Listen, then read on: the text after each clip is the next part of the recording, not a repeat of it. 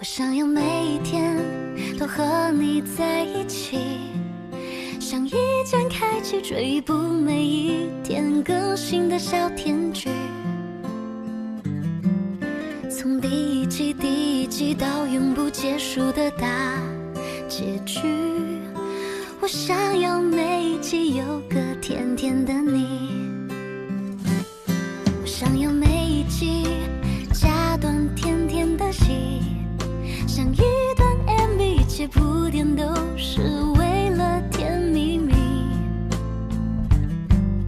有龙卷风暴风雨不重要，那都不是主题。我想要有一段量身剪辑为你，你的调皮可爱被我无限放大，精准的捕捉到你的小情绪，跟随着你的脚步此起彼伏在梦里。你的柔软细腻被我认真收集，宠溺的纵容着你的小脾气，追逐着有你的镜头反复回看在心里。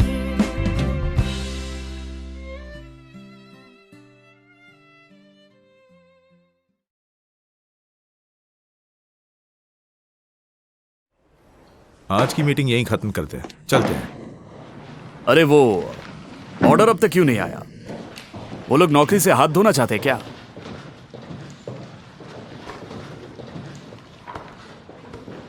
वैसे congratulations miss किम, तुम finally 11th floor पर प्रमोट हो चुकी हो। आप ही से तो सीखा है। परसों तुम क्या कर रही हो? कोई इवेंट है क्या? मैं चाहती हूँ तुम मेरे साथ क्लाइंट के नए स्टोर ओपनिंग में चलो। मैं नहीं आ पाऊंगी। ओफो, तुम मेरे सामने नखरे कर रही हो। ऐसा नहीं है, मुझे उस दिन एक शादी अटेंड करनी है। शादी? वो क्या इतनी जरूरी है? हाँ जरूरी है, मुझे वहाँ जाना ही पड़ेगा। ठीक है फिर।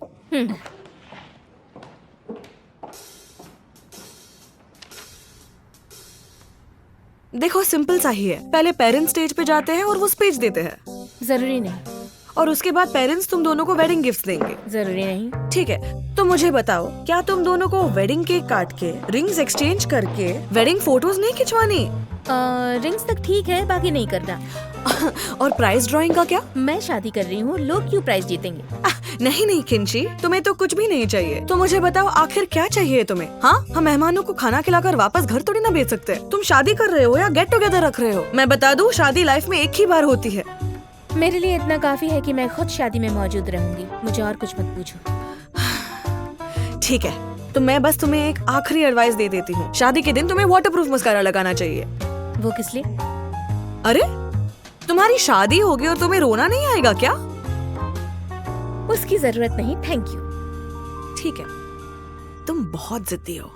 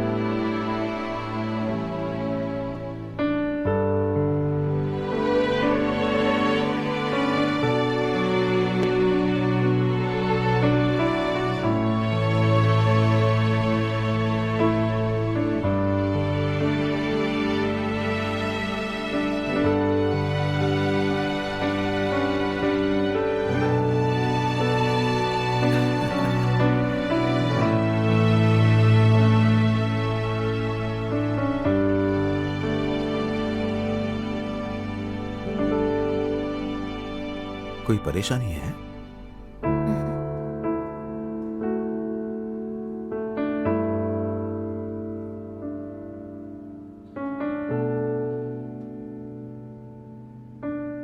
मुझे पता है, दुनिया में कोई भी वादा कभी ना टूटने वाला नहीं होता। शादी भी उनमें से एक है। साथ जीने मरने के वादे एक गलतफहमी है। कई शादियां बदल जाती है इन्हीं वादों की वजह से, इतने झूठ की वजह से।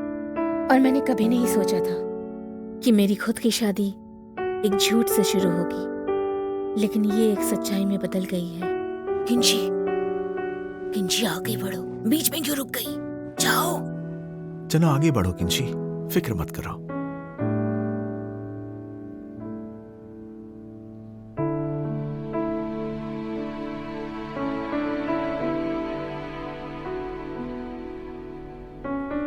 तुम ठीक हो ना? फिक्र मत करो, मैं तुम्हारे साथ हूं। डैड, सब मुझ पे छोड़ दीजिए। ठीक है।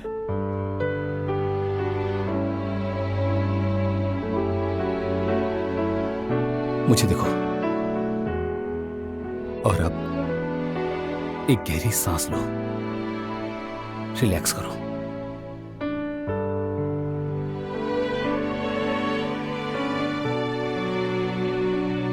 अब ठीक लग रहा है ना?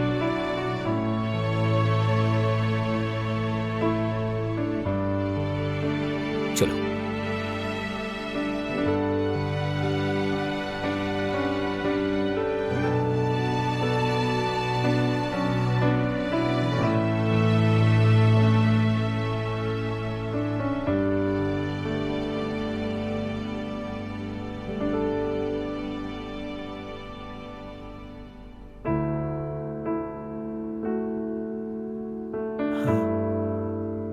चलो।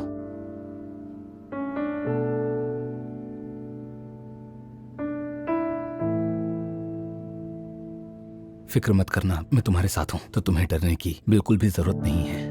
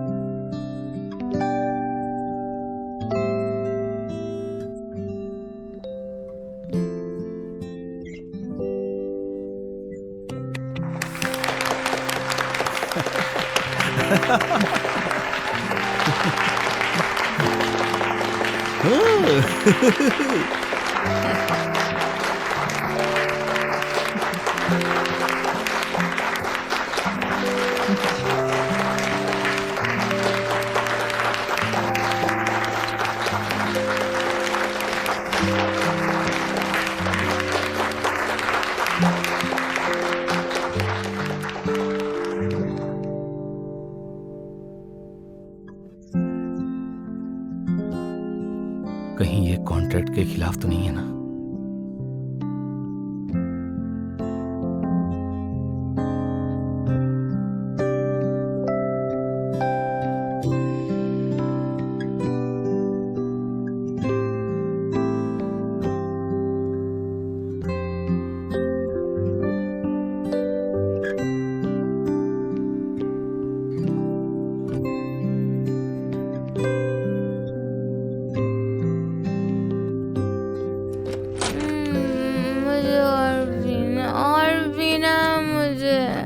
बस करो, पहले ही बहुत पी ली है। हम घर पहुंच चुके हैं, तुम्हें बहुत चढ़ चुकी है और मुझे भी। हम घर आ गए? हाँ आ गए। अभी तो पार्टी चल रही थी ना, मुझे और पीना है। हम घर आ चुके हैं और सारे मेहमान जा चुके हैं। क्या सच में सारे मेहमान चले गए?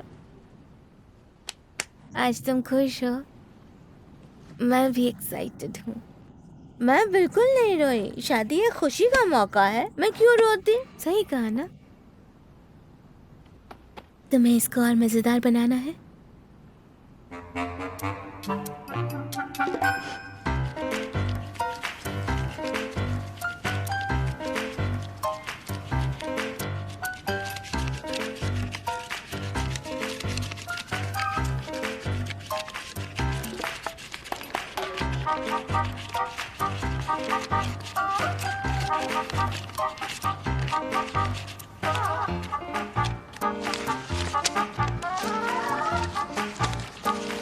शादी में 59,000 युआन मिले हैं। तुम्हारे पेरेंट्स ने 50,000 युआन दिए और मेरे पेरेंट्स ने 60,000 और मॉम की फैमिली से हमें 20,000 मिले हैं। तो कुल मिला के हमारा सारा खर्चा कवर हो चुका है और हमें कुछ प्रॉफिट भी हुआ है। तो हम इन पैसों का क्या करने वाले हैं?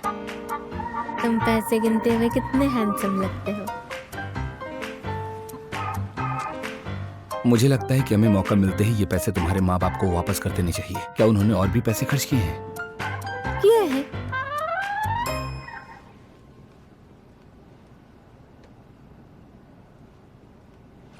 ये देखो, ये मेरी माँ का दिया हुआ प्यार है। टंडन!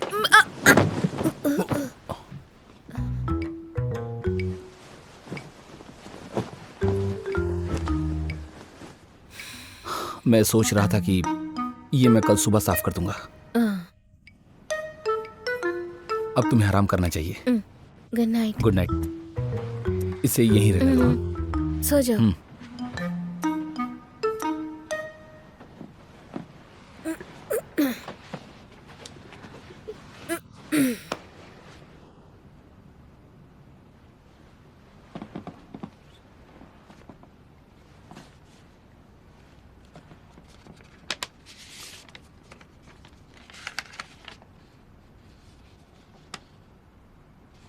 किंशी, जब तुम्हें ये चिट्ठी मिलेगी उसका मतलब ये है कि तुम शादी में मिले तोहफों को खोल रही होगी।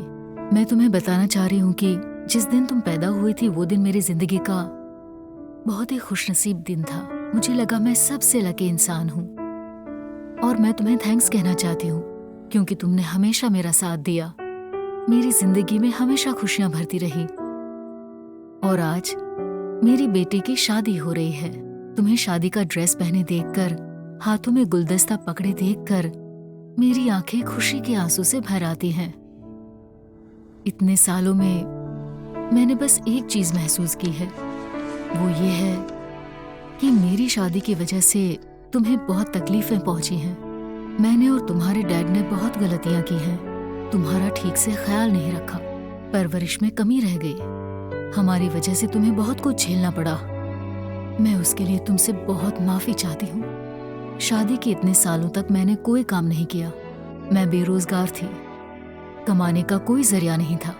लेकिन अब मैंने पार्ट टाइम काम शुरू किया है और थोड़ा बहुत कमाने भी लग गई हूँ ताकि मैं तुम्हें शादी में कुछ पैसे दे सकूं। ये तुम्हारे लिए मेरा प्यार है। अब मेरी बेटी अपना परिवार बना रही है और मैं उसके लिए बहुत खुश हूँ। तुम्हारी खुशी देखकर मेरा दिल भर आता है। और एक बात, तुम्हें मेरी चिंता करने की कोई जरूरत नहीं है। मैं अपना ख्याल रख सकती हूँ और मैं पूरी कोशिश करूंगी कि मेरे परिवार की वजह से तुम्हारे परिवार में कोई परेशानी ना हो। और एक बात याद रखना, तुम्हारी माँ तुम्हें बहुत प्यार करती है।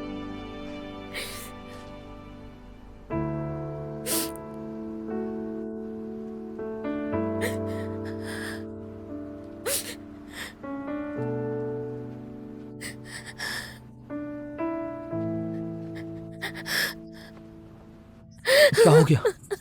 सब ठीक है ना?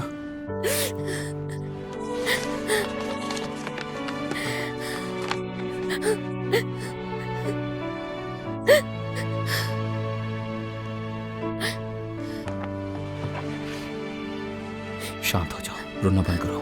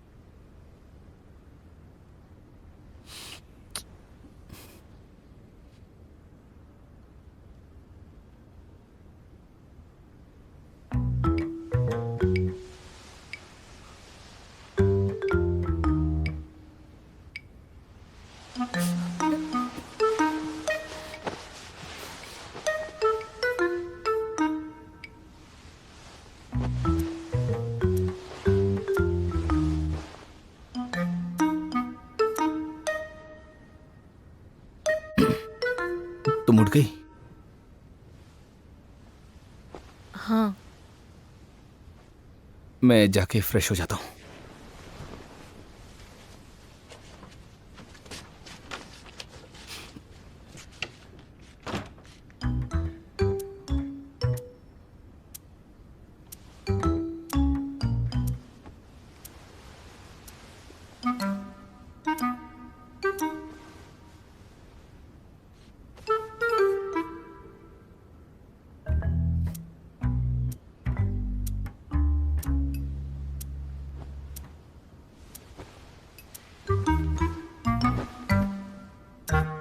तुम घर बेचना चाहती हो? इतना अच्छा घर है, उसे क्यों बेचना है तुम्हें? प्रॉब्लम तुम्हें नहीं है, लेकिन मुझे है।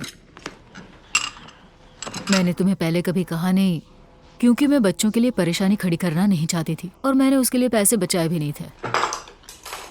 एक्चुअली घर को लेकर मेरे कोई ज़्यादा डिमांड्स भी नहीं है, जैसे कि साइज, लोकेशन हुआ, अच्छा इंटीरियर, ये सबसे कोई फ़र्क नहीं पड़ता।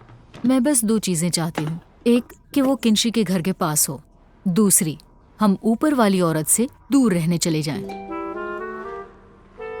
खुशामी, तुम ना आजकल सिर्फ अपने बारे में सोचती हो। तुम्हें लगता है तुम्हारे पर निकल आए हैं, हाँ? अरे तुम कहाँ जा रही हो? काम पे जा रही हूँ। हमने पहले बात की थी ना कि किंशी की शादी के बाद तुम काम नहीं करोगी, तो फिर क्या हुआ? उस वक्त मैं काम कर रही थी ताकि बेटी को शादी में कुछ पैसे दे सकूं, और अब मैं खुद के लिए काम कर रही अब हूँ, समझे? प्लीज कोई काम करने की जरूरत नहीं है। और हाँ, भूलना मत, मैं 12 बजे इंतजार करूंगी हमारे पड़ोस के एंट्रीवे में जो एजेंसी है वहां पर। क्या तुम सच में जा रही हो? जाना है तो जाओ, मैं नहीं आऊंगा। मैं 1 बजे तक भी इंतजार कर सकती हूँ। अगर तब तक नहीं आए तो फिर डिवोर्स। हाँ? क्या? हमेशा मुझे ऐसे ही धमकाती रहती है, डिवोर्स देगी।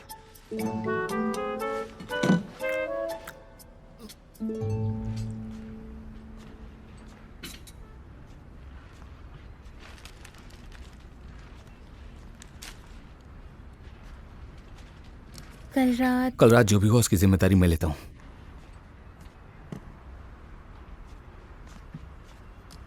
कल रात कुछ नहीं हुआ था, है ना? हुआ था। जो कल रात हुआ वो मेरे लिए बहुत जरूरी था। मुझे नहीं पता कि तुम्हारे लिए इसका क्या मतलब है, पर मैं सच कहूं तो मैं अपनी फीलिंग्स को छुपा नहीं सकता।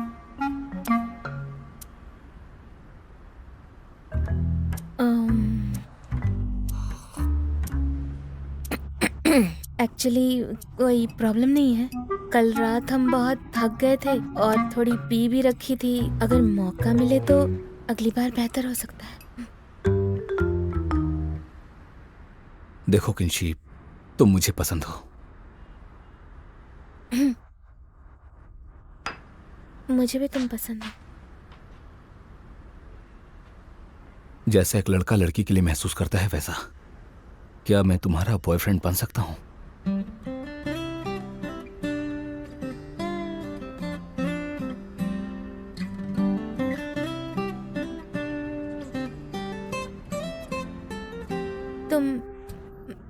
तुमने कहा कि तुम मुझे पसंद करते हो। क्या तुम श्योर हो कि तुम पूरे होशो हवास में हो और शराब के नशे में नहीं बोल रहे हो? मैं श्योर हूँ। क्या तुम सच में श्योर हो? क्या अब तुम्हें महसूस हुआ? मुझे फिर से कंफर्मेशन चाहिए।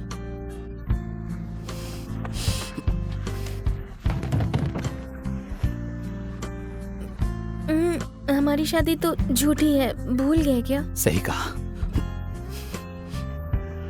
आई एम सॉरी, क्योंकि मैंने उस दिन तुम पर गुस्सा किया था और तुमने मेरा ख्याल रखा, इसलिए थैंक यू। कोई बात नहीं, मैं समझ सकता हूँ।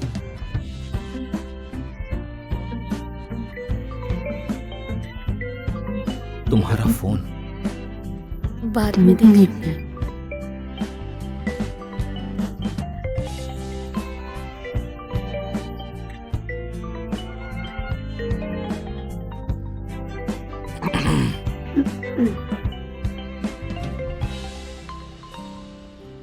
हाँ डैड।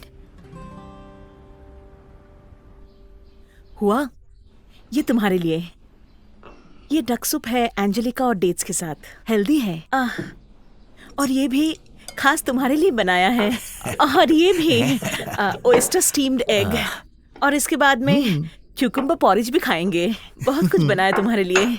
आज तुम्हारी मॉम ने खाने पर बहुत खर्च किया है। वैसे किंशी साथ क्यों नहीं आई? उसे थोड़ा काम था, मैं उसके लिए ये खाना लो, ले ये लो। जाऊंगा। अच्छा, तुम अच्छे से खाओ। हाँ? वो इतनी बिजी क्यों है? क्या किन ने मैरिज लीव नहीं लिया? तुम दोनों हनीमून पर कहाँ जा रहे हो? कुछ डिसाइड किया क्या? कहीं नहीं मॉम, क्योंकि वो अभी काम से छुट्टी नहीं ले सकती है। हाँ क्या? हो, चाहे कितनी भी बिजी हो, हनीमून पे तो जाना ही चाहिए ना? जाना ही चाहिए। हाँ बिल्कुल। समुंदर किनारे जाओ, सन बात लो, मजे करो, रात को लहरों की आवाज सुनो, एक आध हफ्ता बिताओ और एंजॉय करो। जब तुम लोग वापस आओ, शायद हमें गुड न्यूज मिल जाए। आप कहना क्या चाहती हैं मॉम? क्यों, तुम दोनों ने कुछ प्लान नहीं किया है क्या? हाँ,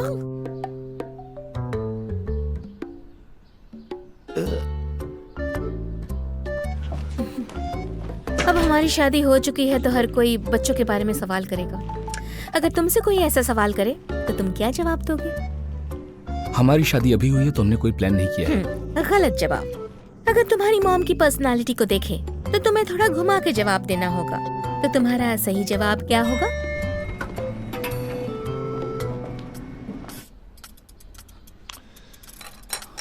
मॉम, एक्चुअली बात यह है कि किंशी और मैंने इस बारे में सोच रखा है, क्योंकि अब किंशी की भी उम्र बढ़ रही है तो हम दोनों ने बच्चे के बारे में कुछ प्लान किया है। देखा, मैंने कहा था ना, उन लोगों की प्लानिंग चल रही होगी। तुम ऐसे ही फिक्र कर रही थी। अरे ये तो बहुत अच्छी बात है कि किंशी बच्चे के बारे में सोच रही है। मुझे बस डर था कि वो इतना काम में बिजी है तो। बच्चे को संभालने और बड़ा करने के लिए हम दोनों ने अपनी लाइफस्टाइल को एडजस्ट करना भी शुरू कर दिया है। हमने DHA और फॉलिक एसिड जैसे सप्लीमेंट लेने भी शुरू कर दिए हैं, जिससे कि एक हेल्दी और स्मार्ट बच्चा पैदा हो सके। क्या बात है, बहुत बढ़िया। ये तुम दोनों ने बहुत अच्छी चीज शुरू किया। चलो चलो अब खा लो। खाओ, खाना बहुत बढ़िया बना है। हेल्थ तुम्हारी के लिए माँ ने बहुत प्यार अच्छा से है। बनाया है तुम्हारे लिए। अच्छे से खाओ बेटा। हाँ। बॉडी को तैयार होने में कम से कम 6 महीने से 1 साल तो लग ही जाएगा। तब तक हम अपने पेरेंट्स से ज्यादा मोटिवेटेड और डिटरमाइंड रहेंगे। और अगर तब तक हमारा बच्चा इस दुनिया में नहीं आया तो वो बस हमारी फिक्र करेंगे।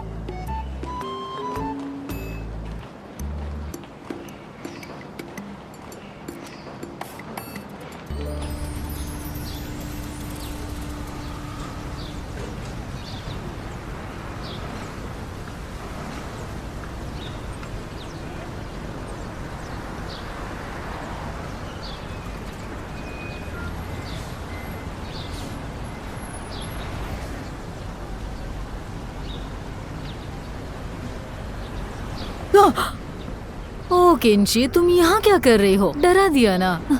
तुम यहाँ पर क्यों आई? हाँ? और तुम अकेली क्यों हो? यंग हुआ कहाँ है? क्या बात है, तुम दोनों के बीच कोई लड़ाई तो नहीं हुई ना?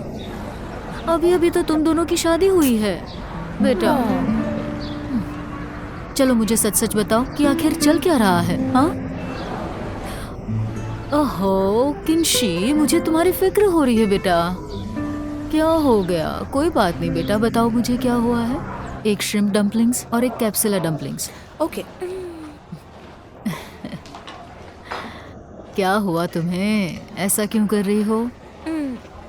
क्या तुम खाना भी इसी तरह खाने वाली हो? हाँ, और नहीं तो क्या। पागल लड़की, कोई इस तरह खाना खाता है क्या? Mom, I love you. ओहो। ए किंशी, मुझे सच सच बताओ तो, तुम्हें कोई परेशानी तो नहीं है ना? हाँ? या तुम्हारे डैड की तो कोई चाल नहीं है ये? उन्होंने तो नहीं कहा ना डराने के लिए? नहीं, अब से मैं आपकी हर बात सुनूंगी और सारे फैसलों की इज्जत करूंगी, बिना किसी शर्त के। सच में? ठीक है फिर, मैं घर बेचना चाहती हूँ। बेच दो। तुम इसके पीछे की वजह नहीं पूछोगी? मैंने कहा ना, बिना किसी शर्त के। शादी के बाद बदल गई हो या अच्छी बेटी बनने का नाटक कर रही हो? और अगर तुम्हारे डैड राजी नहीं हुए तो क्या करोगी? मैं उनके साथ रिश्ता तोड़ दूंगी। बकवास मत करो, तुम्हारे डैड ने कुछ गलत नहीं किया है। तो आप क्या करने वाली है मॉम? तुम्हारे डैड को डिवोर्स देने के बाद। अच्छा किंशी, मैंने तुम्हारे डैड को अगर डिवोर्स दे दिया तो मुझे बताओ कि तुम क्या करोगी? मैं आपके पीछे पीछे घूमूंगी बोझ बनकर। तुमने धोखा दिया। मेरी बात तो खत्म होने दीजिए। मॉम को ये घर बेचना है तो इसमें कोई प्रॉब्लम नहीं है, इसमें वजह की भी कोई जरूरत नहीं है। आप मुझे बताइए आप इसके खिलाफ क्यों हैं? अगर जायज लगा तो मैं बात करूंगी।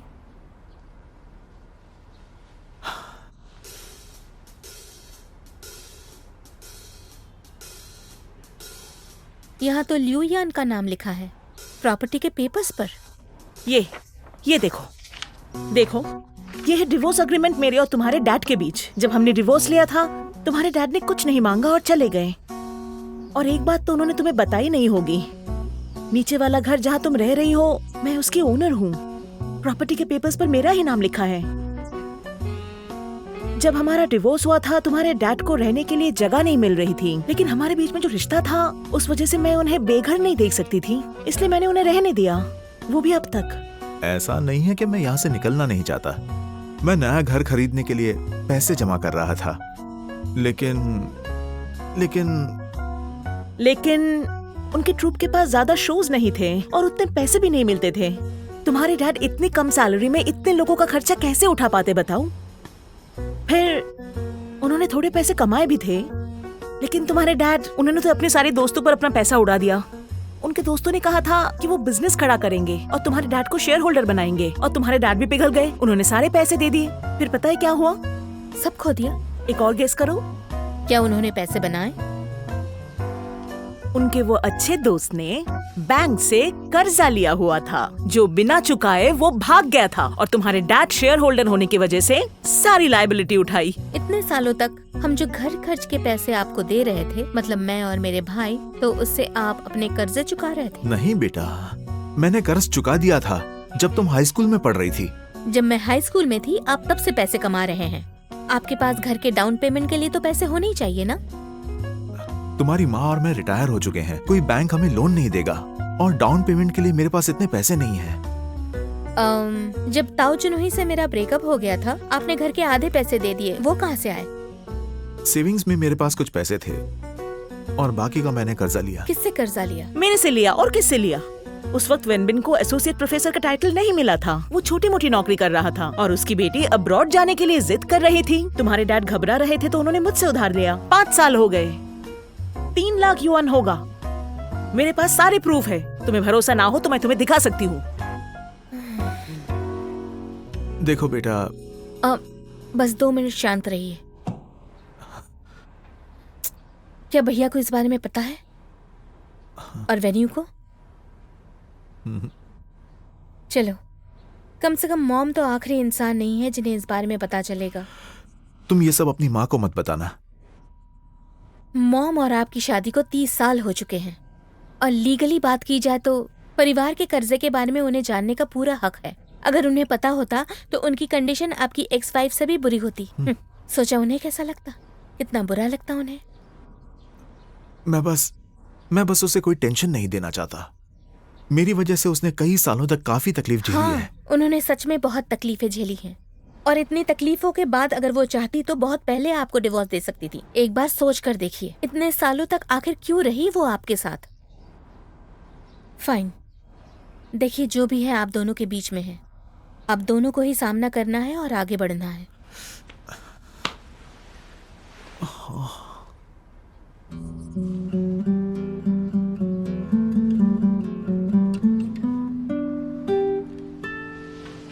जितना भी गुस्सा आ रहा है पूरा बाहर आने दीजिए। मैं आखिरकार समझ गई हूँ कि तुम्हारे डैड इतने सालों से इतनी कंजूसी क्यों कर रहे हैं, क्योंकि उन्हें पैसे खर्च ही नहीं करने। मुझे ये बताओ कि एक इलेक्ट्रिक केटल कितने की आती होगी? हमारी केटल में कुछ खराबी आ गई है, फिर भी इन्हें तो नई खरीदनी ही नहीं है। और फ्रिज का बड़ा वाला दरवाज़ा खराब हो गया था, तो मैंने इनसे उस बात का जिक्र किया कि किसी को बुलाकर उसे ठीक करा लो, पर ये खुद ही ठीक करने लगे। किन मुझे एक बात सच सच बताना कि हमें ऊपर जो औरत रहती है उसे कितने पैसे लौटाने हैं? 8,000 युआन। मैं उसके पैसे लौटा दूंगा। उन पैसों का इस्तेमाल मैंने किंशी की शादी के लिए किया मैं था। वो वापस कर दूंगी, मुझे उसकी जरूरत नहीं। मेरे कहने का ये मतलब नहीं था। अरे तुम भी ना। तुम्हारे कहने का क्या मतलब है? बकवास मत करो। तो क्या हमारे पास उतने ही पैसे हैं? उससे ज्यादा कुछ भी नहीं है?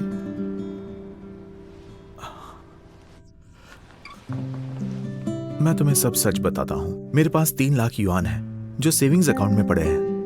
मैं सोच रहा था कि अगर मैं तुम्हारी माँ से पहले मर गया तो वो पैसे मैं उसके लिए छोड़ जाऊं।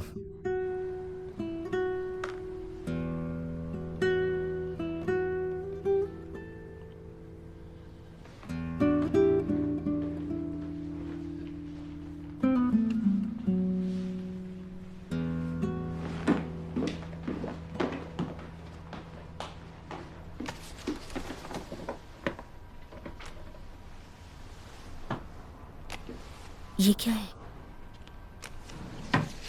ओह, इतने पैसे कहाँ से आए आपके पास? ये वो पैसे हैं जो मैंने इतने सालों में यहाँ वहाँ काम करके बचाए हैं। आपने मेरे डैड के जैसे इंसान के साथ रहते हुए भी इतने सारे पैसे बचा लिए, क्या बात है? किंशी, इन पैसों का इस्तेमाल उनका कर्ज चुकाने में करना है। लेकिन ये काफी नहीं है। मैं भर दूंगी। कर्ज चुकाने के लिए बाकी मैं भर दूंगी। क्या आप अब भी गुस्सा है? उन पर गुस्सा? मैं उन पर गुस्सा कैसे हो सकती हूँ? उन्होंने उस औरत से पैसे लिए, वो भी हमारे परिवार के लिए, और इतने साल मुझसे वो बात छुपाई क्योंकि वो नहीं चाहते थे कि मैं फिक्र करूं। लेकिन जब तुम्हारे डैड के साथ मेरी शादी हुई तब उन्होंने मेरे डैड से एक वादा किया था कि पूरी जिंदगी मेरा हमेशा ख्याल रखेंगे और मुझे कभी फिक्र नहीं करनी पड़ेगी और मुझे बाहर जाकर काम करने की नौबत कभी नहीं आएगी। लेकिन उन्होंने जो कहा वैसा कभी हुआ नहीं। फिर भी मैं उन पर गुस्सा नहीं कर सकती हूँ।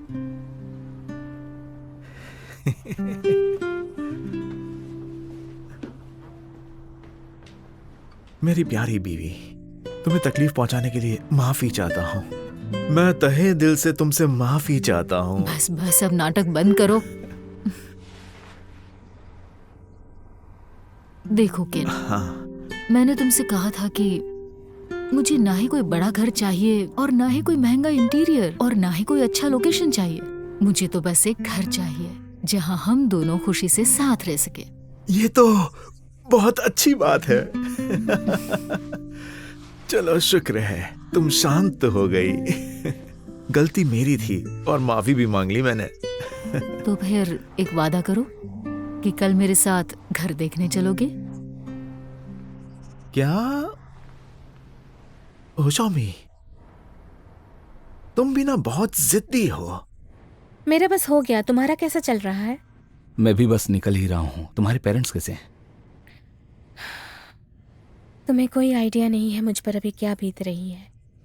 हमारा घर एक्चुअली हमारा है ही नहीं। जब हम मिलेंगे तो मैं डिटेल में बताऊंगी। तुम्हें जाना है तो जाओ, मैं यहां से कहीं नहीं जाने वाला। मैं बूढ़ा हो रहा हूं और मुझे और परेशानी नहीं झेलनी। अरे किन, मैंने तुमसे कहा तो सही कि मुझे कोई फर्क नहीं पड़ता है जब तक कि हम दोनों साथ में खुश हैं। बस हम यहाँ नहीं रह सकते।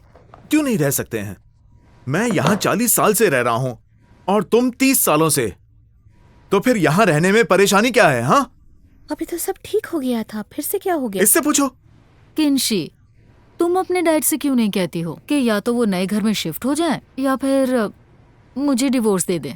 फिर से शुरू कर दिया इसने। पहले ये सब प्रॉब्लम नहीं थी क्योंकि मुझे बात पता नहीं थी, और अब तुम चाहते हो कि मैं लियू यान के घर रहूं और बिना कुछ काम करे बैठे रहूं। ये मुझसे नहीं होगा।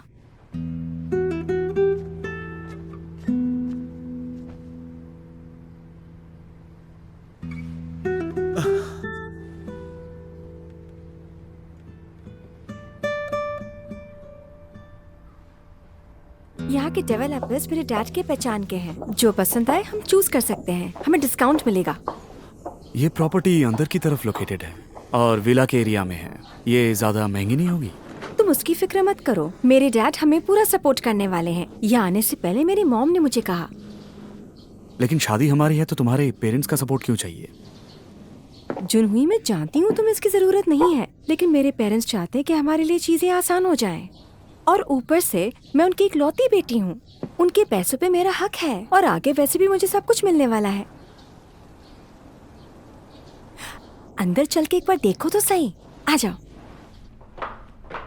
यहाँ का लेआउट कितना अच्छा है, कितना कंफर्टेबल दिखता है। क्या साइज है यहाँ का? ये 258 स्क्वायर मीटर्स है और 4 बेडरूम्स है। तो बताओ कैसा लगा तुम्हें? काफी अच्छा है। अगर आप आज ही डिपॉजिट पे करते हैं तो हम आपको कस्टमाइज फर्नीचर भी दे सकते हैं। आपकी प्रॉपर्टी का डिजाइन और लेआउट तो काफी अच्छा है, फिर भी हमें सोचने के लिए वक्त चाहिए। कोई बात। Thank you. You are welcome.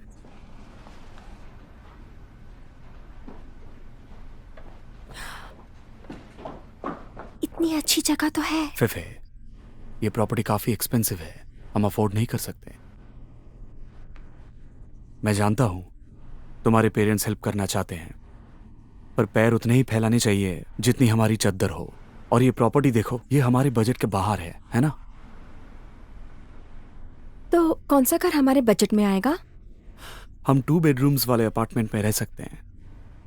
जब हमारी शादी होगी, बच्चे होंगे, तब हम बड़ा घर ले लेंगे। सब चीज एक ही बार में हासिल नहीं होती, स्टेप बाय स्टेप होता है। इससे पैसे कमाने का मोटिवेशन भी मिलता है। जुनहुई, मैं जानती हूँ तुम्हें कैसा महसूस होता है और मुझे इससे कोई एतराज नहीं है, पर मैं चाहती हूँ तुम खुद पर प्रेशर मत लो। देखो, आसान कुछ नहीं होता है। मुझे मंजिल पाने के लिए अगर मेहनत करनी पड़े तो मुझे कोई दिक्कत नहीं है। तो फिर क्या तुम इतनी मेहनत सिर्फ अपनी मंजिल को पाने के लिए करते हो? देखो, मेरी मंजिल है कि मेरी होने वाली बीवी कभी भी मुझसे दुखी ना हो और खुश रहे। ये सुन के तो मुझे बहुत अच्छा लगा। फिर तुम ऐसी मेहनत करते रहो। हाँ क्या? बिल्कुल। मुझे ऐसा नहीं लगता। तुम बस मेहनत करते रहो।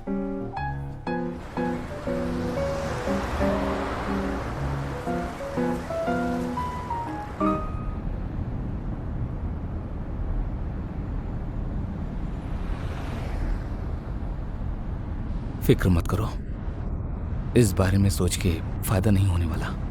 मेरा परिवार दूसरे परिवारों जैसा क्यों नहीं रह सकता? क्यों छोटी सी छोटी बातों पर इतनी बहस होती रहती है? हमेशा क्यों इतने बड़े झगड़े हो जाते हैं और उसके बाद वो लोग एक दूसरे से बात नहीं करते? एक बार मेरी मॉम ने फैसला ले लिया तो उसे कोई नहीं बदल सकता। उनका स्वभाव मैं बहुत अच्छी तरह से जानती हूँ। और मेरे डैड भी कभी कभी एडजस्ट क्यों नहीं कर लेते? तुमने सोचा इससे कैसे निपटोगी? हाँ बिल्कुल सोचा है। इस मैटर में तो मैं अपनी मॉम की साइड लूंगी। उन्हें मैं अपने घर ले आऊंगी और हम रेंट के घर में चले जाएंगे। मैं बहुत मेहनत करूंगी और अगले 2 सालों में डाउन पेमेंट के पैसे बना लूंगी। फिर सबकी प्रॉब्लम सॉल्व। मॉम से बात की है तुमने? हाँ कर ली ना। तो मॉम ने क्या कहा? हाँ उन्हें मंजूर है। मुझे मंजूर नहीं है। लेकिन क्यों? तुम दोनों की अभी अभी शादी हुई है और हम दोनों तुम्हारे घर आकर रहें और तुम किराए के घर में रहोगी, ये तो बकवास है। और ऊपर से ये बात यंग हुआ की फैमिली को पता चली तो क्या होगा? क्या सोचेंगे वो हमारे बारे में? हाँ, आपको तो उनके परिवार से फर्क ही नहीं पड़ता है ना, तो वो जो चाहे सोच ले, हमें क्या? ओफो, ये तो पुरानी बातें हैं। तब तुम्हारी शादी भी नहीं हुई थी, पर अब तो तुम्हारी शादी हो चुकी है ना। हा? मैं तो उम्मीद करूंगी ना कि तुम्हारी जिंदगी अच्छी बीते। एक बात बता दूं तुम्हें किंशी, कि माँ बाप होने के नाते हम चाहे तुम्हारे कितने भी अगेंस्ट हों और चाहे तुम्हें कुछ भी कहें, पर तुम्हारी शादी हो जाने के बाद हम बस एक ही उम्मीद करते हैं कि तुम दोनों हमेशा खुशी से साथ रहो। हम तुम्हारा रिश्ता खराब नहीं कर सकते, वो भी हमारे किसी झगड़े की वजह से। तुम्हें ऐसा नहीं करना चाहिए।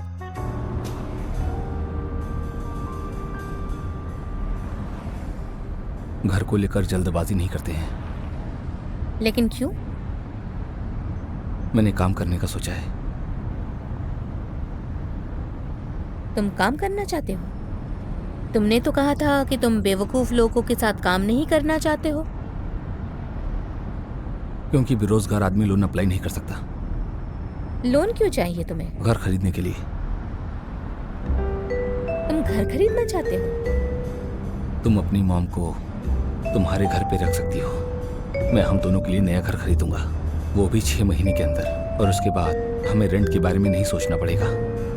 ऐसी बातें सुनकर बहुत सी औरतों का दिल भर जाता है, जब कोई कहता है मैं तुम्हें सपोर्ट करूंगा, लेकिन मेरे लिए जो बात मैं अब सुनने वाली हूँ वो दुनिया की सबसे प्यारी बात होगी।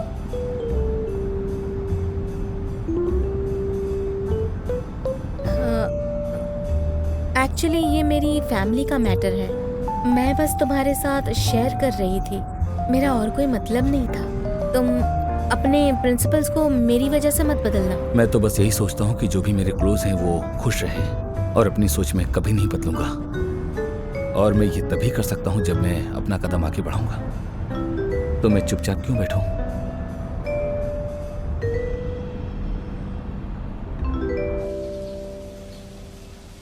मेरे डैड ने क्लाइंट को तुम्हारा रिकमेंडेशन दिया है और वो मंडे लॉ फर्म आएंगे। कौन है वो क्लाइंट? वो मेरे डैड के पुराने दोस्त हैं, मिस्टर डिंग। मिस्टर डिंग कोई आम इंसान नहीं है, उन्हें तुम इम्प्रेस करना। ठीक है, मैं देख लूंगा। और मेरे डैड ने ये भी कहा है कि वो काम के क्लाइंट हैं, और अगर तुम ये डील क्रैक कर लो तो वो सोने के खान जैसे हैं। और क्या कहा तुम्हारे डैड ने? उन्होंने कहा है कि तुम मेहनत करो और मेरे लिए घर भी खरीदो। Please hold the lift. Thank you. No problem.